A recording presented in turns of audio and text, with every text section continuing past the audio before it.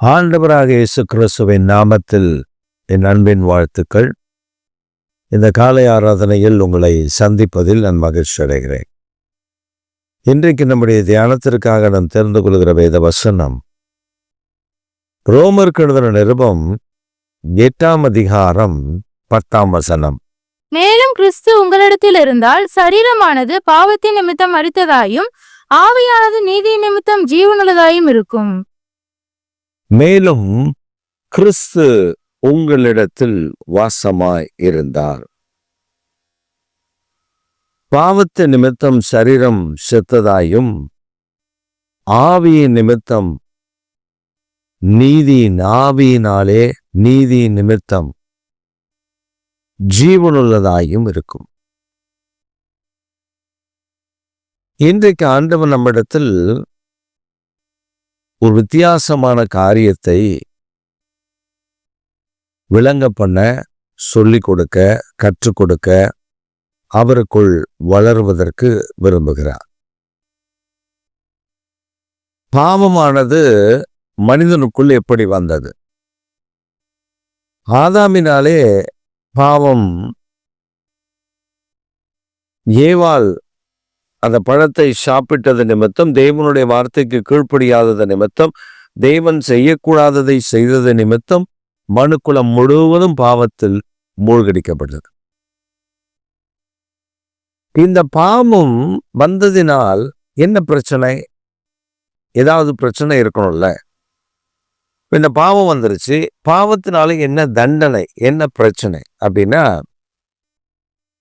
ஆண்டவர் இந்த பூமியை சிருஷ்டித்த பொழுது மிக அருமையாக, மிக அழகாக, மிக மேன்மையாக, தெளிவாக சிருஷ்டித்தார்.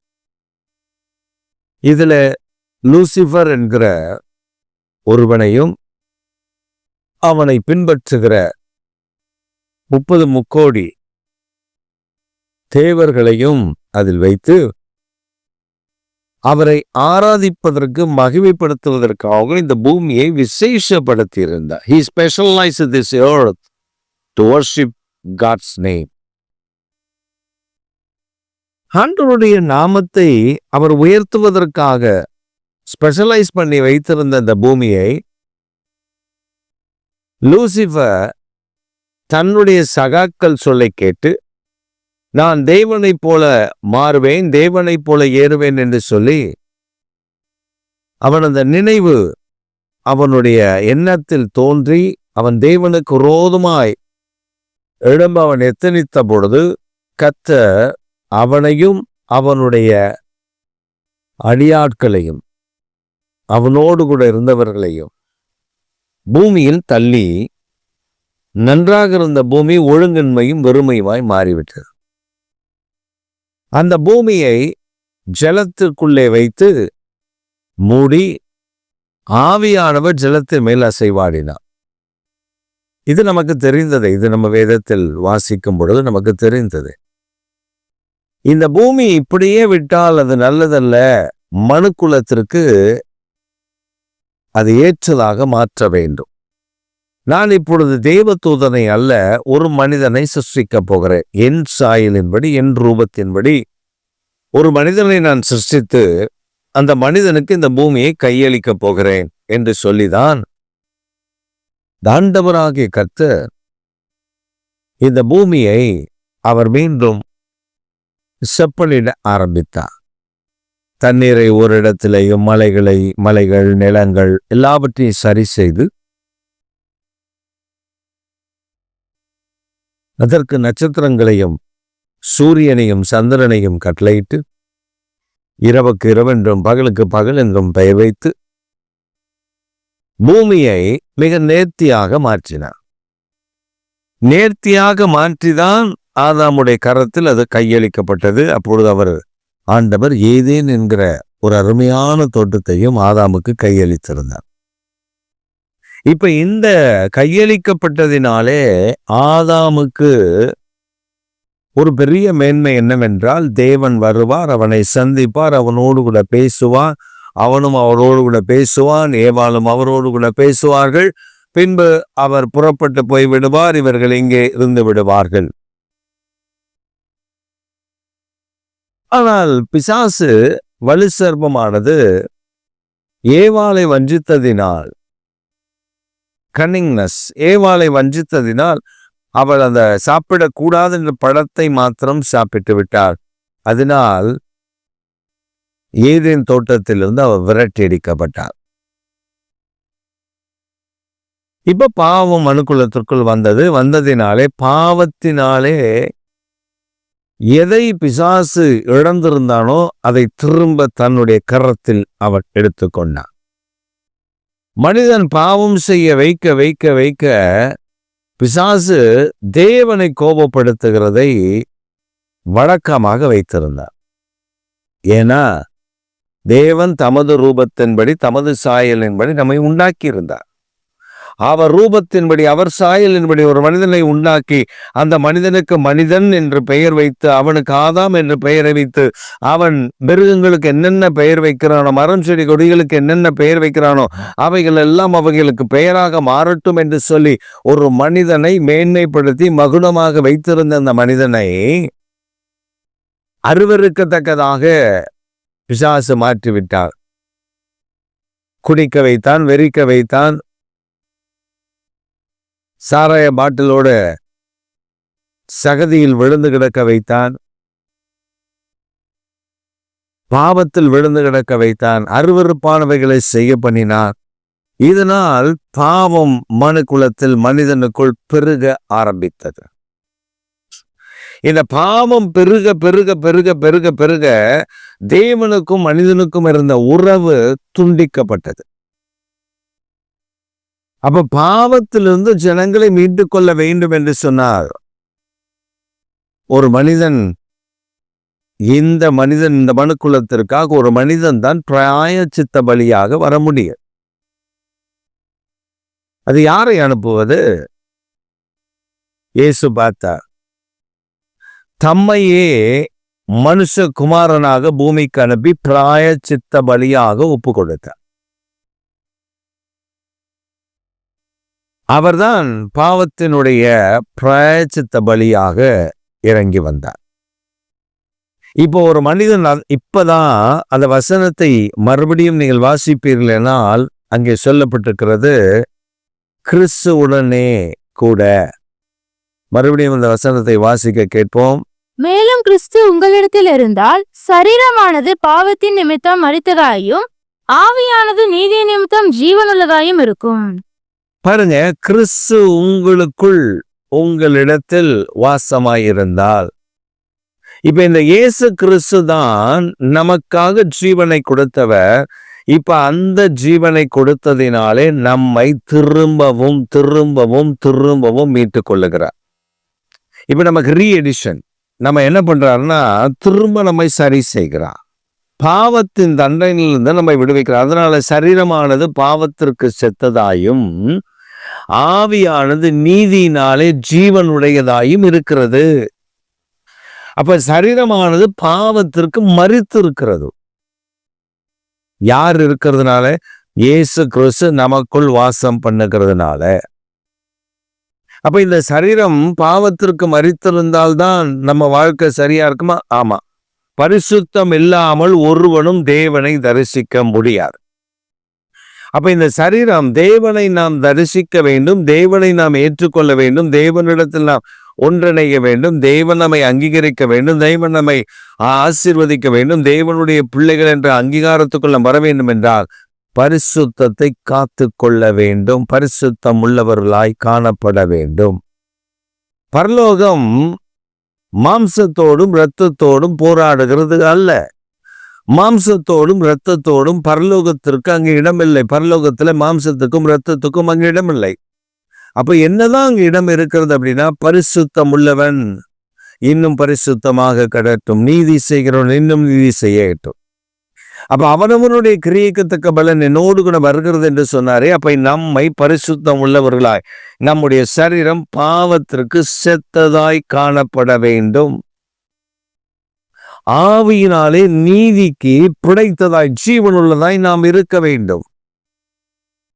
நாம் மாறுதலாக என்ன பண்ணுகிறோம்? பாவம் தானே. ஆலயத்துக்கு போகிறோம், ஆராதிக்கிறோம், தசமமாக கொடுக்கிறோம், காணிக்கை கொடுக்கிறோம், மற்ற ஊழியங்களுக்கும் நிறைய உதவிகளை செய்கிறோம். அவருக்கு அதை செய்கிறோம், இவருக்கு இதை செய்கிறோம். இதெல்லாம் செய்கிறோம், இதெல்லாம் நடப்பிக்கிறோம், இதெல்லாம் நாம் கொடுக்கிறோம். ஆனால் நம்முடைய வாழ்க்கையில் பரிசுத்தம் இருக்கிறதா அப்படி என்றால் கேள்விக்குறிதான். ஒரு மனிதனுக்கு பெண் பார்க்கிறார்கள். அப்பொழுது அந்த மாப்பிள்ளையை குறித்து விசாரிக்கும் பொழுது அவர்கள் சொல்லுகிறார்கள், இந்த மாப்பிள்ளை குறித்து விசாரிக்கும் பொழுது சொன்னார்கள், அவர் எப்பயாவது கொஞ்சமா குடிப்பார், எப்பயாவது கொஞ்சமா குடிப்பார், ரொம்பலாம் குடிக்க மாட்டார், ரொம்ப குடிக்காரர் கிடையாது. சபைக்கெல்லாம் போவார், ஆராதனை அட்டன் பண்ணுவார், எல்லாம் பண்ணுவார். எப்பயாவது ஃப்ரெண்ட்ஸுங்களோட சேர்ந்துட்டாருன்னா, ஒரு கிங்ஷனில் போயிட்டாருன்னா, ஏன்னா அவங்க குடும்பத்தில் எல்லாம் வெளிநாட்டில் இருந்து வர்றவங்க போகிறவங்கலாம் வந்து போனாங்கன்னா அப்போ ஏதாவது கொஞ்சம் சரக்கு போடுவார். அவனுக்கு திருமணமாகி பல வருடங்கள் ஆயிடுச்சு. அவன் மனைவி சமீபத்தில் சொல்லும்பொழுது சொல்கிறா, அவர் என் வீட்டுக்காரை பற்றி சொன்னாங்க. என்ன சொன்னாங்கன்னா, எப்பயாவது குடிப்பாருன்னு. அவன் சொல்கிறா, அவன் எப்பயாவது தான் குடிக்காமல் இருப்பான், அவன் எல்லா நாளும் குடிப்பான். அது கொஞ்சமோ அதிகமோ, நான் சொல்லுகிறது அவன் குடிப்பதை குறித்தல்ல, அந்த பாவம் கொஞ்சமோ அதிகமோ சரீரத்தை வாழ பாவம் அதற்குள்ள பிரவேசித்து சரீரத்துக்குள் ஆத்துமாவை அழிக்க, ஆவியை அழிக்க முற்பட்டுவிடும். ஆத்துமாவை ஆவியை சாகடிக்க முற்பட்டுரும். நாம் ஆண்டவரை தேடுகிறோம், ஆண்டவரை பின்பற்றுகிறோம், ஆண்டவரை நோக்கி பார்த்து தேவனே நீதான் எனக்கு எல்லாம் என்று சொல்லுகிறோம். பரிசுத்தம் இருக்கிறதா? ஒரு மனிதனுடைய வீட்டுக்கு நான் போயிருந்த பொழுது அந்த மனிதனுடைய வீட்டில் ஜெபம் நடக்கும். ஒவ்வொரு செவ்வாய்க்கிழமையிலும் அந்த வீட்டில் ஜெபம் நடக்கும். பல இடங்களிலிருந்து ஜனங்கள் வந்து அந்த ஜெபத்தில் கலந்து கொள்ளுவார்கள். நான் இடையில் ஒரு முறை அவங்க வீட்டிற்கு போக வேண்டிய ஒரு சூழல், அதற்காக நான் போன பொழுது அந்த வீட்டுக்குள் சில பாட்டில்கள் அடுக்கி இருந்தது, எம்டி பாட்டில்ஸ். நான் கேட்டேன், இது என்ன பிரதர், என்ன இவ்வளோ பாட்டில் அடுக்கியிருக்கு? உடனே அவர் சொன்ன காரணங்கள் என் ஒய்ஃபுடைய அண்ணன் பிரான்ஸ்ல இருந்து வந்திருக்கார். அவர் வந்தார்ல, அவருக்கு சாப்பாடுலாம் கொடுத்தோம், அப்போ வாங்கினது பாஸ்டர். அவர் வந்து போயிட்டாரு. அப்புறம் இன்னும் பாட்டில் அவருக்கு சொல்ல முடியல. காரணம் என்ன? ஒரு மனிதன் வெளிநாட்டுல இருந்து வருகிறான், வந்த உடனே அவன் பார்ட்டி கொடுக்குறான். வந்தவன் சரக்கு பாட்டில் வாங்கிட்டு வந்து கொடுத்து, விசுவாசிக்கு அறிவு வேண்டும், விசுவாசிக்கு மூலம் வேண்டும், விசுவாசிக்கு என்ன வேண்டும், இது நம்மை தீட்டுப்படுத்தும், தேவனை விட்டு நம்மை வழிவிலகி போக செய்யும் என்கிற எண்ணமும் சிந்தனையும் அறிவும் இல்லாததினால்தான் அதை அவர்கள் செய்கிறார்கள். அதை வாங்கி குடித்து விட்டு கூப்பாடு போட்டுவிட்டு ஆட்டம் போட்டுவிட்டு அப்புறம் பார்த்தா சில காரியங்கள் அவங்க வீட்டில் மாற்றமாக இருந்தது. கர்த்தர் சொன்னார், இனி இங்க ஜெபத்தை செய்யாது, என் பரிசுத்த நாமத்தை, பரிசுத்த ஸ்தலத்தை நான் பரிசுத்தமாய் எண்ணுகிறது இவர்கள் தீட்டாக எண்ணுகிறார்கள், அவர்கள் தங்களை கெடுத்துக் கொள்ளுகிறார்கள். அப்ப அந்த வீட்டுக்கு ஜெபத்துக்கு வருகிறவர்கள் என்ன நினைப்பார்கள்? இது இப்படி செய்யலாம் போல. பாருங்க, சில நேரங்களில் நம்முடைய விசுவாசிகள் நமக்கு தெரியாமலேயே பாவத்தை அவர்கள் செய்து தேவனுடைய சாபத்தை தங்கள் மேல் வருவித்துக் கொள்ளுவார்கள். கடைசியா படி எங்க தெரியுமா வரும்? இந்த சபைக்கு போனேன், சர்ச்சுக்கு போனேன், அந்த ஊழியக்காரர் வந்து ஜெபம் நடத்தினாரு, ஜெபித்தாரு, அதனாலதான் இந்த பிரச்சனை. தேவன் பக்கம் திருப்பிடுவாங்க. ஆண்டவர் தான் இந்த பிரச்சனையை கொண்டு வந்துட்டாரு எங்க வீட்டுக்கு, இவன் குடிச்சா, இவன் விபச்சாரம் பண்ணா, இவன் வேசித்தனம் பண்ணா, இவன் தீமையான காரியங்களை செய்தா, இவன் தேவனுக்கு உண்மை இல்லாமல் இருந்தான் என்பதையெல்லாம் மறைத்து விடுவார்கள். ஆண்டவர் இதை அனுமதிச்சுட்டு, ஆண்டவர் ஏசுதான், ஏசப்பா தான், நான் ஏசப்பாவை தானே தேடினேன், ஏன் எனக்கு இப்படி வந்துச்சு? நீ செய்த பாவத்தை திரும்பி பாரு. உன் பாவத்தின் தண்டனைக்காக அவர் சிலுவையில தொங்கினாரே, அதை திரும்ப பார். நீ மீட்கப்படுவார், நீ ரட்சிக்கப்படுவார், நீ விடுவிக்கப்படுவார். அதனால்தான் கிறிஸ்துவுக்குள் வாழ்கிறவர்கள், கிறிஸ்துவுக்குள் நிலைத்திருக்கிறவர்கள், கிறிஸ்துவுக்குள் ஒட்டி கொண்டிருக்கிறவர்கள் தான் பாவத்தை, அவருடைய சரீரம் பாவத்திற்கு செத்திருக்கும், அவருடைய ஆவி நீதிக்கு பிழைத்து ஜீவனுள்ளதாய் இருக்கும். நாம் பல நேரங்களில் என்ன செய்கிறோம்? தேவனுடைய பரிசுத்தத்தை, பரவாயில்ல, இதுதானே, இதெல்லாம் பரவாயில்ல, ஆண்டவர் அதெல்லாம் கேட்பாரா? ஆண்டவர் அதெல்லாம் சொல்லுவாரா? ஆண்டவர் இதெல்லாம் நம்ம இதெல்லாம் கவனிக்க மாட்டாரு. சின்ன சின்ன விஷயங்களையும் அவர், நம்முடைய இயேசு கிறிஸ்துவும் பரிசுத்த ஆவியானவரும் ரொம்ப கீனா இருக்கிறவங்க. நம்ம அவரிடத்துல அன்பு கூறும்போது அவர்களும் அன்பு கூறுவார்கள். நாம் அவரிடத்துல அன்பு கூறுகிறதுல ஏதாவது இடக்கு முடக்க பண்ணா அவங்க கோச்சுப்பாங்க, விலகிடுவாங்க. அவங்க விலகிடுவாங்க. ஏன்னா அவர் சர்வ வல்லமுள்ள தேவன். உனக்காக நான் ஜீவனை கொடுத்து, உனக்காக நான் ரத்தம் சிந்தி, உனக்காக மரித்து, உன் பாவங்களை கழுவி, உன்னை பரிசுத்தமாக்கி என்னுடைய பிள்ளை என்று நான் அழைத்து வரும்பொழுது, நீ அதை விட்டு மறுபடியும் போய் உன் பாவத்தில் விழுந்து கிடக்கிறாயே, இது என்ன என்று சொல்லி ஆண்டவர் கோபப்படுவார், வருத்தப்படுவார். நாம் என்ன செய்கிறோம்? இந்த சின்ன பாவம் தானே, இந்த பெரிய பாவம் தானே, அந்த பாவம் தானே, ஆண்டவர் கேட்பார், இந்த பாவம் கேட்க மாட்டா, இதெல்லாம் என்னுடைய பலவீனம். நாம் உடனே சொல்லிடுவோம், ஒரு காரியத்தை சொல்லிடுவோம். ஒரு பாவம் நம்ம விட்டு விலக முடியல, வெளியே வர முடியலன்னா உடனே சொல்ல, அது என் பலவீனம். பலவீனம் என்பது வேறு, பாவம் என்பது வேறு. ஒரு மனிதன் யாருக்கு தெரியாம சிகரெட் குடிப்பார். அவர் ஒரு ஊழியக்காரர். அதை ஒரு முறை கண்டுபிடித்த பொழுது அவர் சொல்றாரு, அது என்னுடைய பலவீனம், எனக்கு அந்த பலவீனம் இருக்கிறது, ஆஸ்மா இருக்கிறது, அந்த பலவீனம். ஆண்டவர் நம்மை பலவீனத்தில் படைக்கவில்லை, பலவானை வெட்கப்படுத்தும்படி பலவீனனை தெரிந்து கொண்டா. நம்மை தெரிந்து கொண்டது நோக்கமே பலவான்களை வெட்கப்படுத்தும்படி. அதுக்கு தான் அபிஷேகம் பண்ணியிருக்கிறோம், அதுக்கு தான் கிருபை தந்திருக்கிறோம், அதுக்கு தான் வல்லமையை தந்திருக்கிறோம், அதுக்கு தான் தயவை தந்திருக்கிறேன். நாம் கிறிஸ்துவோடு வாழ்ந்தால் பரிசுத்தமாய் வாழ முடியும், அசுத்தங்களை விலக்கிவிட முடியும், பொல்லாத கிரிகளை விலக்கிவிட முடியும், அசுத்தமான காரியங்களுக்கு நம்மை விலக்கிவிட முடியும். சிலுவையின் அன்புக்குள் நாம் நிலைத்திருந்தால், சிலுவையின் அன்புக்குள் நம்மை நாம் விட்டு கொடுத்திருந்தால், சிலுவையின் அன்புக்குள் நாம் நம்மை ஆண்டவரிடத்துல தத்தம் செய்திருந்தால், ஒப்பு கொடுத்திருந்தால், நம்முடைய சரீரம் பாவத்திற்கு செத்ததாக இருக்கும். அதனால்தான் வேதம் சொல்லுகிறது, பாவம் உன் வாசற்படியில படுத்து கிடக்கும். It won't enter into the house, but it slept in your feet, under your feet, and upon the steps of your house, under your feet. ஏன் ஆண்டவர் அப்படி சொல்லியிருக்கோம்? உன் வாசற்படியில் படுத்திருக்கோம், நான் மிதித்து போவதற்கு, நாம் அதை மிதித்து போவதற்கு, அதை எடுத்து நம்மோடு அணைத்துக் கொள்வதற்கு அல்ல. நாம் ஒன்றை, நமக்குள்ள இச்சையை அவன் தூண்டிவிட்டு நாம் அதை அடைய வேண்டும் என்கிற எண்ணங்கள் வரும்பொழுது நமக்கே தெரியாது, நமக்கே உணர்வு இருக்காது, நமக்கே காரியங்கள் தெரியாது. நான் அதை அடைந்தே தீர வேண்டும், நான் அதை பெற்றுக்கொண்டே ஆக வேண்டும், நான் அதை எப்படியாவது வாங்கிவிட வேண்டும். பிள்ளைங்க அடம் பிடிக்கிறாங்கல்ல, எனக்கு அது வேணும், வாங்கி கொடுத்தே ஆகணும், அந்த பிஸ்கெட் வேணும், அந்த சாக்லேட் வேணும், அந்த கேக் வேணும், எனக்கு இந்த இது வேணும், இந்த பென்சில் வேணும், இந்த ரப்பர் வேணும், அவன் எடுத்துட்டு வந்து எனக்கு இது வேணும்னு சொல்லி போராடுகிறதை நாம் பார்க்கிறோமே. பாவத்தினுடைய காரியங்களும் அப்படித்தான். அப்படி நம் பாவத்தில் போகும் பொழுது நம்முடைய சரீரம் விழிப்புள்ளதாய் இருப்பதை போல இருக்க லாவி செத்து போயிடும். ஆனால் தேவனுடைய பிள்ளைகள், கிறிஸ்துவோடு கூட வாழ்கிற பிள்ளைகளுக்கு ஆவி ஜீவனோடு கூட இருக்கும். சரீரம் பாவத்தை சீண்டாது. ஏனென்றால் அந்த சரீரத்தில் இயேசு குடிக்கொண்டிருக்கிறார்.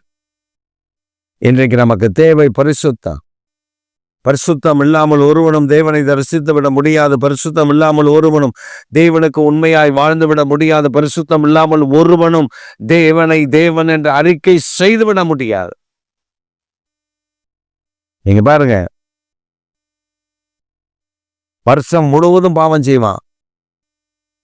ஒரு நாள், ஒரே ஒரு நாள் அவன் வீட்டுக்கு ஏழைகளை கூட்டு சாப்பாடு போட்டா சரியாயிருவான், தானம் தர்மம் பண்றேன்னுவான். அதெல்லாம் பாவத்தை மூட மறைக்க அவர்கள் வைத்திருக்கிற வழிமுறைகள். தேவன் அதை பார்க்கிறவர் அல்ல. இயேசு கிறிஸ்துவின் இரத்தம் மாத்திரமே ஒரு மனிதனுடைய பாவத்தை கழுவ முடியும். Jesus Christ's blood cleanses all our sins. இயேசு கிறிஸ்துவினுடைய இரத்தம் பாவங்களை கழுவி பரிசுத்தமாக்கும். இந்த பரிசுத்தத்தை தான் ஆதாம் இழந்தார். இந்த பரிசுத்தத்தை அந்த ஏவாள் ஆதாமுக்கு இழக்கும்படி அந்த பழத்தை கொடுத்தார். இன்றைக்கு 2ஆம் ஆதாமாகிய இயேசு கிறிஸ்து அந்த இழந்த பரிசுத்தத்தை திருப்பிக் கொள்ளும்படி, இழந்ததை தேடவும் ரட்சிக்கவுமே மனுஷகுமார் இந்த பூமிக்கு வந்தார் என்று சொல்லி, வானத்தின் கீழ் பூமி எங்கும் மனிதர்கள் ரட்சிக்கப்படும்படி இயேசுவின் நாமமே அல்லாமல் வேறொரு நாமம் கட்டளையிடப்படவில்லை என்று ஏன் சொல்லியிருக்கிறார்? உங்களை என்னை பரிசுத்தமாய் பாதுகாத்துக் கொள்ள, பரிசுத்தம் உள்ளவர்களாய் காத்துக் கொள்ளுவதற்கு, பரிசுத்தத்தோடு உங்களையும் என்னையும் வைத்துக் கொள்ளுவதற்காக இந்த காலை வேளையில் இந்த செய்தியை கேட்கிற அருமையான கர்த்தருடைய பிள்ளையே, உங்கள் வாழ்க்கையில் ஏதோ ஒரு மூலையில், ஏதோ ஒரு வகையில், ஏதோ ஒரு காரியத்தில் பாவத்தில் நீங்கள் சிக்கி இருப்பீர்களா? இன்றைக்கு மனம் திரும்புங்கள். Repent today itself. Repent from your sins. நீங்கள் அதற்கு ஒரு காரியத்தை, ஒரு சாயத்தை பூசாதீர்கள். அதன் பலவீனம். ஆண்டவர் சொல்லுவார், உன் பலவீனம் தானே, அந்த பலவீனத்தினால் நீ நரகத்துக்கு போய்விடு என்று சொல்லுவார். நாம் இவ்வளவு கஷ்டப்பட்டு, இவ்வளவு பாடுபட்டு, இவ்வளவு போராட்டங்கள், நெருக்கடிகள், உபத்திரவங்கள் இவைகள் எல்லாம் கடந்து வந்து ஏன் நம் நரகத்திற்கு போக வேண்டும்? தேவன் நமக்கு வைத்திருக்கிற பரலோகத்தின் அனுபவத்தை, பரலோகத்தின் ஆசீர்வாதங்களை ஏன் இழந்து விட வேண்டும்? இயேசு கிறிஸ்துவின் நாமத்தினாலே நாம் அதை இழந்து விடாதபடி பெற்றுக்கொள்ள வேண்டும். அதற்குத்தான் இயேசு பூமிக்கு வந்தார். நாம் இழக்க வேண்டும் என்பது பிசாசுடைய திட்டம். நாம் இழந்து விடக் கூடாது என்பது தேவனுடைய திட்டம். இந்த காலை வேளைகள் நம்முடைய தேவனாகிய கர்த்தர் நம் நடுவில் அசைவாட விரும்புகிறார். நம்மை பரிசுத்தம் உள்ளவர்களாய் காத்துக்கொள்ள விரும்புகிறார். நம்மை பரிசுத்தமாக்கினால் நாம் இருக்கிற அந்த பகுதி வெளிச்சம் உதிக்க ஆரம்பித்துவிடும், இருள் விலகும். அவன் எப்படி இந்த பூமியை சீரடித்து ஒன்றுமில்லாமல் ஆக்க வேண்டும், அருவருப்பு நிறைந்ததா மாற்ற வேண்டும் நினைத்தானோ, ஆனால் அதையெல்லாம் கர்த்தர் மாற்றி பரிசுத்தம் உள்ளதாய் மாற்றி விடுவார். தூய்மையான பூமியாய் மாற்றி விடுவார். காற்று மாசுபட்டிருக்கிறது, நீர் மாசுபட்டிருக்கிறது, நிலம் மாசுபட்டிருக்கிறது, ஆகாயம் மாசுபட்டிருக்கிறது. எல்லாம் அண்ட சராசரங்கள், இந்த பூமி முழுவதும் எல்லா விஷயத்திலையும் மாசுபட்டிருக்கிறது. ஆனால் அந்த மாசை நீக்க, அந்த மாசை எடுத்துவிட, அந்த மாசிலிருந்து நாம் விலக்கிவிட பரிசுத்தம் ஒன்று மாத்திரம்தான் நம்மை காக்கும். அதுவும் இயேசு கிறிஸ்துவோடு நாம் நெருங்கி இருக்கிற ஒரு வாழ்க்கை. இந்த வாழ்க்கையை தான் தேவனாகிய கர்த்தர் நமக்கு கொடுக்க விரும்புகிறார். இதை நாம் வாங்கிக் கொள்ள பிரயாசப்பட வேண்டும். அதற்கு ஒரே வழி பரிசுத்தம்.